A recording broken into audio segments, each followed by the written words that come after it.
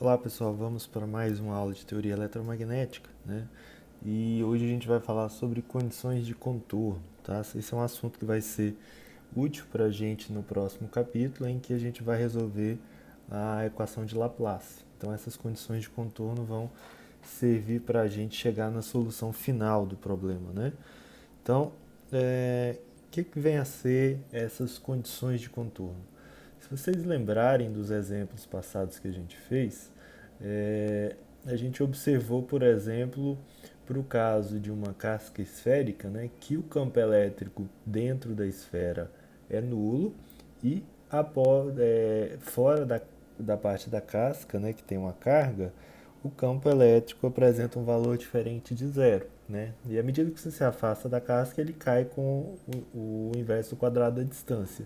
Mas existe essa descontinuidade, por exemplo, entre o valor do campo elétrico dentro da casca esférica, mas você pode imaginar muito próximo dela, e também de fora da casca. Tá? Então o campo elétrico ele apresenta essa descontinuidade. A mesma coisa também a gente viu quando estávamos resolvendo o problema do plano infinito, né? O campo elétrico acima do plano e abaixo desse plano carregado, né? Ele apresenta em módulo o mesmo valor, mas enquanto acima, por exemplo, o campo aponta para cima, para baixo ele aponta para baixo. Então tem uma descontinuidade, tá bom? Para dar conta disso, vamos pensar um caso genérico aqui, né? Eu desenhei uma superfície qualquer, tá? Essa superfície ela não é plana, ela pode apresentar algum tipo de curva, tá? Pode ser parte de uma esfera, parte de, não sei, uma superfície curva qualquer, tá? E nessa superfície a gente tem uma densidade de carga sigma, que pode ser e que pode inclusive variar para diferentes pontos dessa superfície. Aqui eu posso ter uma densidade sigma 1, aqui eu posso ter uma densidade sigma 2, aqui uma densidade sigma 3 e por aí vai, tá? Mas para a gente conseguir é, determinar essas condições de contorno, a gente pode usar os resultados que a gente teve até agora, né? Que é a lei de Gauss. Na forma diferencial a gente encontrou isso, né? E a gente observou também que o rotacional do campo elétrico é zero, né? Isso para a gente teve algumas consequências, né? Ah, daqui a gente observou, né, utilizando a, teoremas integrais, né, que a gente poderia escrever a lei de Gauss assim: superfície fechada, EDA, carga interna. Deixa eu só fazer um pouco abaixo aqui, fica mais fácil de ver, né? A gente tem esses dois teoremas para esses dois valores para encontrar, para utilizar, né? Então, do primeiro, que é a lei de Gauss, nós obtemos isso, integral de E escalar dA é carga compreendida dentro dessa superfície gaussiana sobre ε0, e dessa relação de baixo, né, a gente observou também que a integral do campo elétrico em um caminho fechado, IDL, isso dá zero. Tá? Então a gente pode usar essas duas relações para encontrar as condições de contorno para o nosso problema. Tá? Que problema é esse? Né? É entender o que acontece com o campo elétrico à medida que quando a gente cruza uma superfície carregada. Tá? Então nós temos esses dois resultados para usar. Então do primeiro, né, que é a lei de Gauss, então a gente tem que fazer uma integral na superfície fechada, né? Então para isso o que a gente faz, né, a gente desenha uma uma superfície gaussiana nesse plano, tá bom? Então, o jeito mais simples da gente utilizar é fazer uma superfície como essa que eu fiz aqui ao lado, que é uma caixinha, tá? Vocês conseguem observar, mas tem uma caixinha aqui, né? E essa caixinha ela foi construída de tal forma que ela cruze a superfície carregada. Então, digamos que metade do volume dela está acima da superfície e metade do volume está lá na parte de baixo, que eu coloquei pontilhado, tá? A, essa caixinha, ela deve ser tão pequena quando a gente queira, né? E o importante nesse sentido de fazer ela pequena é que nessa área que eu tenho aqui acima e abaixo, essa densidade de cargas ela não varia, tá? Então a gente pode fazer ela tão pequena de tal forma que ela tem uma densidade de cargas uniforme aqui, tá? Lembrando que isso aqui são ideias matemáticas, né? Por outro lado, a gente faz também essa altura da caixinha aqui do lado, né, com a altura epsilon, mas esse epsilon a gente, para conseguir chegar no resultado que a gente pretende, a gente faz esse epsilon tendendo a zero, tá? Então a gente tem uma altura tendendo a zero. O importante é que essa caixa ela contém a parte da superfície carregada dentro dela, digamos na metade, tá bom? Então vamos aplicar a lei de Gauss para esse caso e ver o que a gente obtém. A gente vai aplicar a lei de Gauss na forma integral.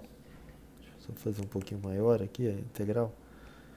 Lei de Gauss na forma integral e dA carga compreendida sobre epsilon zero, né? Esse epsilon zero é constante, né? Diferente do outro epsilon ali da altura da caixinha. Então, olha só, fazendo isso, né, o que a gente obtém? A nossa lei de Gauss, nessa forma, ela vai considerar o produto escalar entre o campo elétrico e o dA, certo? Nessa caixinha que eu desenhei, os nossos dAs eles estão para cima aqui, ó. O dA está aqui para cima, tá? Perpendicular à superfície, né, da nossa caixa. Então, quando a gente estiver aplicando a lei de Gauss na parte de cima da caixa e na parte de baixo, só vai importar para a gente as componentes do campo elétrico que são perpendiculares a essa superfície, que eu representei aqui ao lado dessa forma. Esse aqui é o campo, a componente perpendicular à superfície acima, esse AB é de above, e aqui eu tenho a componente do campo elétrico abaixo, esse BE é de below, tá? Acima e abaixo. Repare o seguinte, essas são as componentes perpendiculares à superfície, mas nada impede que o campo ele tenha outras componentes também paralelas à superfície. O campo, as linhas de campo elas podem ter um formato como essa que eu desenhei aqui do lado, aqui, ó, um formato curvo qualquer. De forma que aqui na superfície ele não seja nem paralelo nem perpendicular, mas ele tem alguma direção qualquer. Mas como a gente está pegando a nossa superfície gaussiana como sendo uma caixinha, né? E aqui eu tenho na integral produto escalar entre E e dA, só vai sobrar do campo elétrico as componentes perpendiculares, tá certo? Então, eu vou ter uma contribuição da área de cima da nossa caixa, deixa eu só apagar um pouco aqui, né? Da área de cima aqui da caixa, tá? Que vai ser a componente do campo perpendicular acima, AB, vezes a área, tá? Quando eu fizer a integral aqui de superfície, né? E eu vou ter a contribuição de baixo, tá certo? Que vai ser, como eu tenho aqui eu desenho meu campo apontando para cima e a minha superfície, o meu dA embaixo aponta para baixo, né? Então vai ser negativo, tá? Então vai ser menos componente abaixo perpendicular vezes a área. E como é uma superfície fechada, eu teria também, né, a contribuição desses lados aqui, ó. Desse lado, né, do lado de lá e por aí vai. Só que eu estou considerando um epsilon que tende a zero, certo? Tá aqui, um epsilon que tende a zero. Então eu tenho uma área que eu tenho um lado que não tende a zero, que seria esse, mas eu tenho outro que tende, né? Então essa área vai tender também a zero.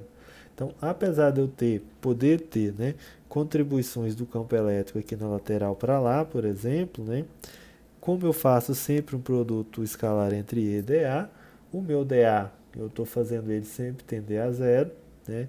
Então, essa contribuição do fluxo do campo elétrico nessas áreas laterais vai dar zero, justamente porque a área vai tender a zero. Não porque, por exemplo, o campo tende a zero. Pode ter componente do campo ali, a gente não está descartando isso. Tá?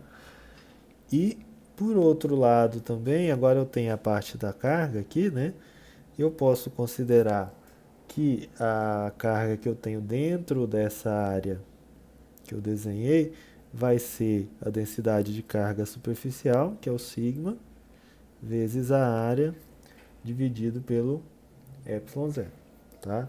Então reparem que aqui eu posso cortar esse A com esse, né? Então o que a gente obtém para esse caso é que o campo elétrico acima, componente perpendicular, menos a componente abaixo, vai dar sigma sobre ε0. Tá? Então isso significa que o campo não é igual. Se eu passar isso para lá, né, eu vou ter esse valor aqui como sendo a diferença. Somente se a densidade for zero, né, deixa eu só voltar aqui, né, se esse sigma é igual a zero, ou seja, está com um plano descarregado, eu ficaria com essa componente acima menos essa abaixo, isso daria zero, né? Então a consequência seria o campo acima seria igual a componente perpendicular do campo abaixo, tá? Mas não é o caso. Se eu tiver uma carga, eu tenho essa descontinuidade. Então essa é a nossa primeira condição de contorno, tá? O que mais que a gente pode pensar também, né? Isso é a componente perpendicular, tá? Mas eu também tenho, usar esse outro desenho, uma componente que seria paralela, tá? O que eu estou tentando mostrar para vocês é que aqui eu posso ter um campo assim, né? O campo elétrico de fato é assim, mas eu posso dividir ele em uma componente, né, aqui acima, ou melhor, perpendicular, né? E eu posso dividir aqui também uma componente aqui, ó. Deixa eu fazer um pouco maior, né? Que eu represento assim, tá? Então, esse aqui é perpendicular e esse é paralelo ao campo. Mas o valor do campo em si, né, esses vetores campo elétrico, de fato, eles podem cruzar essa superfície em ângulos diferentes de 90 graus, tá? Então, eu vou ter contribuições agora que eu vou olhar separadamente, né, para as contribuições que são paralelas ao plano. E eu tenho a componente abaixo e acima novamente, tá? Para isso, a gente vai usar a nossa segunda relação, que é a integral de linha fechada do EDL vai dar zero. Tá? A gente chegou nisso anteriormente, que isso é fruto, né, do rotacional do campo elétrico da zero. Tá? Então, para isso, a gente faz algo similar, só que ao invés de construir uma caixinha no nosso plano que tem densidade de carga sigma, a gente faz um caminho fechado aqui. Ó. Eu desenhei aqui, né, um caminho fechado, esse, tá? E ele cruza a parte de baixo também, que é a parte pontilhada, tá bom?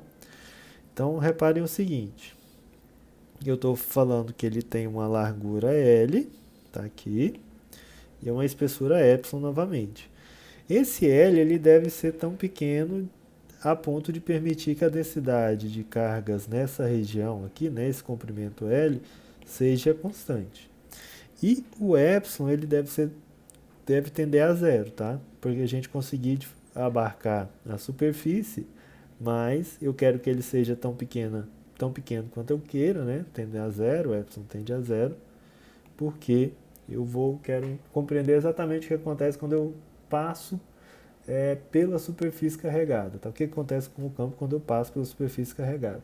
Então, fazendo o epsilon tendendo a zero, eu evito alguma variação que possa ter nesse intervalo daqui até aqui. Tá?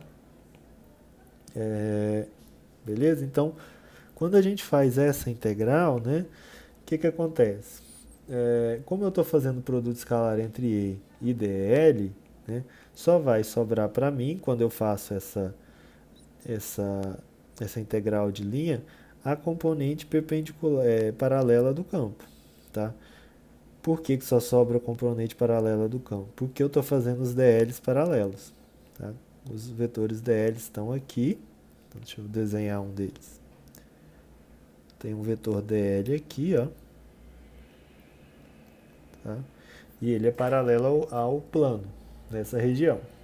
Se ele é paralelo ao plano, só vai sobrar a componente do campo elétrico paralelo. Né? Então, vou ter uma componente paralela vezes a distância total, que é L. Isso é acima. Então, esse aqui eu boto um AB aqui de above, que é acima. Eu vou ter também, eu estou desenhando o meu campo elétrico indo para lá, então vou ter também a componente, isso aqui é a paralela, né? Eu vou ter, vai ser negativo, porque o meu DL está indo da esquerda para a direita e o meu campo que eu desenhei está indo da direita para a esquerda, então vai ser menos. Então o ângulo entre eles aqui vai ser 180 graus. Isso below vezes L, né? E como tem que dar zero, então aqui é igual a zero. Aí você pergunta, mas e o, o produto escalar nessa região das laterais? Ele, de fato, pode dar diferente de zero, né? Eu posso ter uma componente do campo elétrico, como eu falei, aqui, ó, né? Mas, como eu estou fazendo esse epsilon tender a zero, então essa integral vai tender a zero também. Então, aqui o que a gente obtém é que, como eu posso cortar esse L, né, já que aqui é zero, né, o que vai sobrar para a gente é que o campo, a componente do campo acima paralelo, vai ser igual a componente abaixo paralelo, tá? Ou, do jeito que estava antes também, né? O campo acima paralelo menos o campo abaixo paralelo, bad below, igual a zero. Tá? A gente tem esses dois resultados. Então, essa segunda condição de contorno para a componente paralela do campo. Ou para as componentes, né? Você vai ter duas, na verdade. Se você pensar, você tem x, y, z, você vai ter z perpendicular e y e x paralelos. Tá? Então, tem essas duas condições aqui. Essa é a outra. A gente consegue escrever isso junto, tá? Eu obtive, né? Deixa eu E perpendicular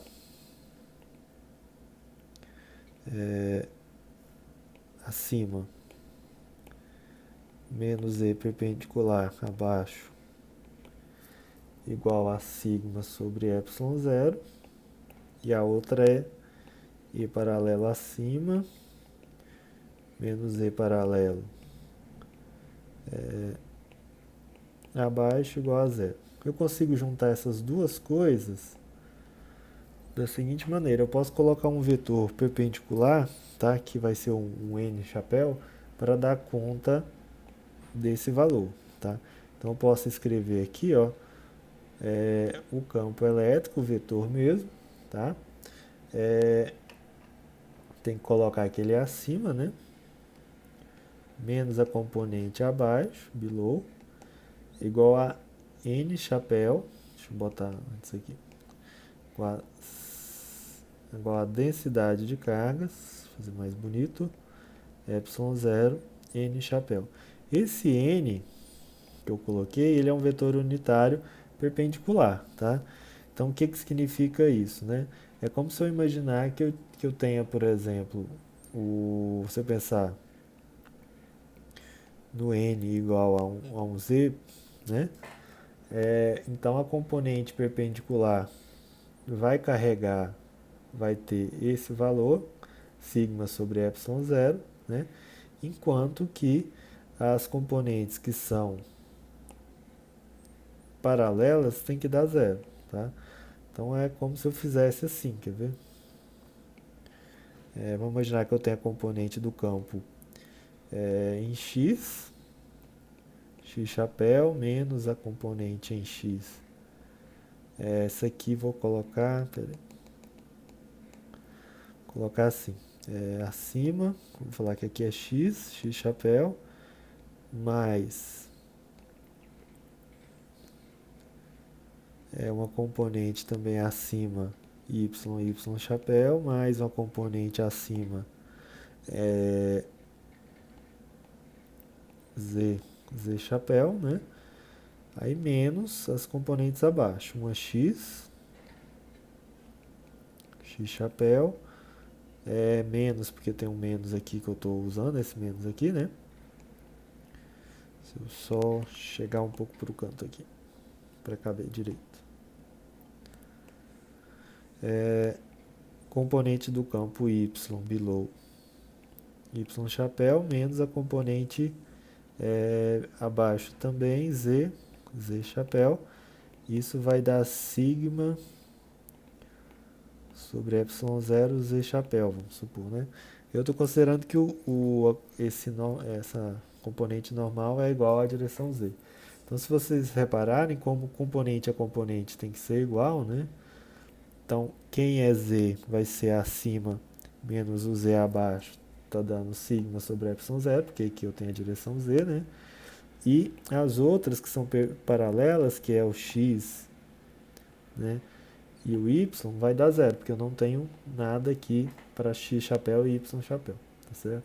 Então é isso que essa relação aqui de cima está querendo dizer. Ela é escrita de uma forma mais compacta, tá bom? Que mais que a gente tem que fazer, né? Para o caso do potencial, né? O que acontecerá com o potencial? Para o potencial, a gente pode pensar o seguinte: eu posso desenhar aqui novamente aquela superfície, né? Densidade sigma, e eu posso imaginar aqui, para encontrar esse valor, né, que eu estou indo aqui de um ponto B acima, tá? E eu tenho aqui um ponto A abaixo, por exemplo, né? Então, se eu faço uma integração indo de A até B, né, e eu posso considerar que essa distância aqui é um delta bem pequeno, tendendo a zero, né, eu posso usar a seguinte relação que a gente viu, e aqui eu posso considerar o seguinte: quem é acima aqui seria o potencial acima, e aqui embaixo eu tenho o potencial abaixo também, below, tá? Então, eu estou indo de uma região que tem o campo abaixo, que é o below, para uma região acima,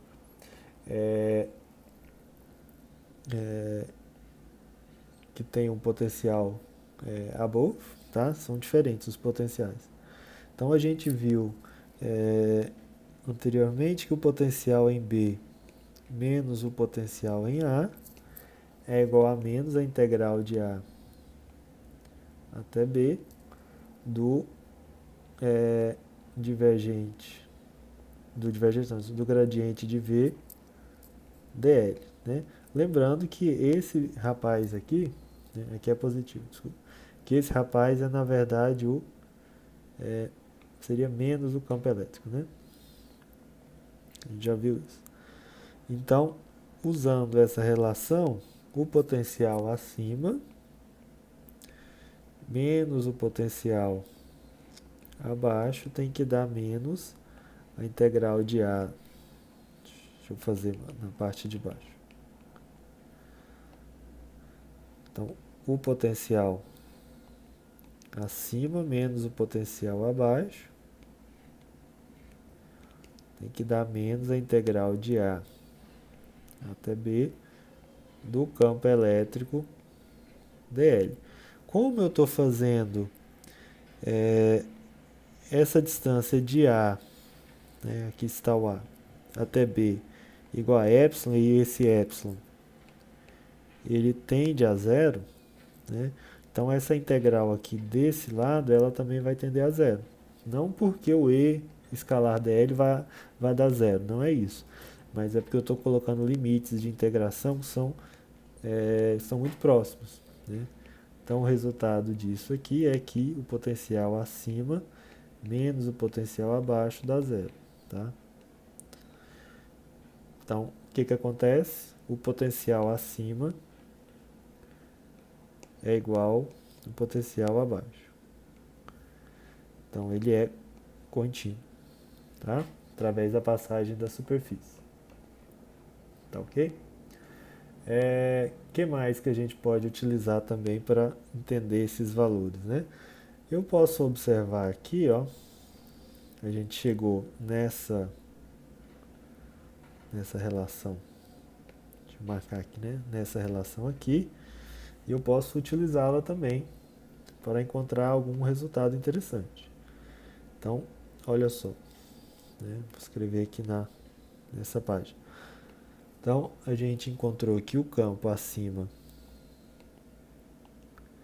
menos o campo abaixo da densidade de carga sobre ε0 normal, né?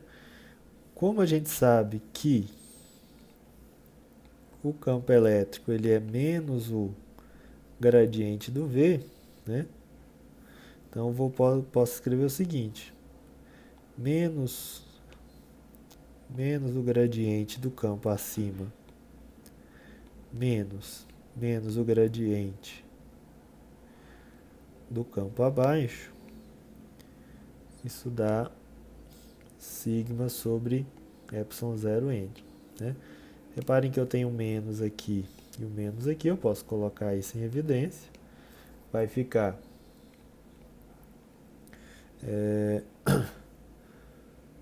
o gradiente do campo acima menos o gradiente do campo abaixo. Isso vai dar menos, eu estou colocando esses sinais de menos do outro lado, né? Coloquei eles em evidência e joguei para o outro lado. Sigma sobre ε0n, tá? Então, essa é uma condição também para os potenciais, tá? Para a derivada dos potenciais, né? Aqui na parte de cima, eu cheguei numa condição para o potencial em si. Agora eu tenho uma outra que é para a derivada do potencial. Isso vai significar, né, que eu posso fazer a derivada desse potencial acima pela componente normal, né? Esse n aqui pode ser x, y, z. Estou representando assim para ser mais genérico. Menos o potencial abaixo, isso vai dar menos uns, isso vai dar densidade de cargas sobre ε0, tá? Como que eu posso enxergar isso, né? Posso imaginar essa relação aqui, ó, tá? Eu só fiz o produto escalar aqui com o n chapéu, né? Se eu fizer o produto escalar aqui, eu vou ter essa componente AB escalar n chapéu menos isso, que é um vetor, né? Escalar n chapéu menos isso n chapéu. Como eles são iguais unitários, isso vai dar 1, né? Isso vai dar 1. E essa coisa, ela tem componentes perpendiculares e paralelas. Como eu estou fazendo o produto escalar só com a componente perpendicular, né? Vai sobrar só a derivada ao longo da direção perpendicular, tá? Então, por isso que eu chego nessa relação aqui abaixo, tá certo? Então, esses valores aqui, essas relações que a gente chegou, essa daqui é essa, né? Que mais? Essa dali, essa aqui, aquela lá, a que eu acabei de mostrar era em relação às derivadas. Essa aqui é o próprio potencial em si, né? Que mais? Subir aqui com certa dificuldade. Isso aqui, né? Também a gente vai utilizar essa daqui para o campo elétrico e as outras que eu mostrei lá abaixo para os potenciais. Então a gente vai usar bastante essas relações quando a gente estiver no capítulo 3 falando sobre a resolução da equação de Laplace. A equação de Laplace é isso aqui, ó, igual a zero, tá? A gente vai usar essas relações das condições de contorno para resolver a equação de Laplace. Beleza? Então é isso.